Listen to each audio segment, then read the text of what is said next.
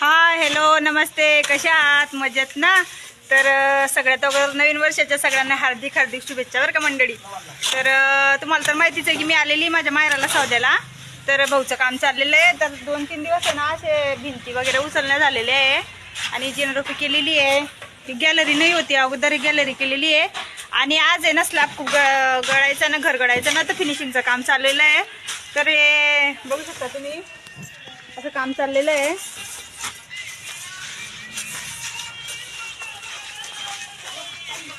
कारण आहे ना स्लॅब खूप गळत होता, खराब रेतीत बनवलेला होता अगोदर. तर आता गिरणाची रेती वापरलेली आहे.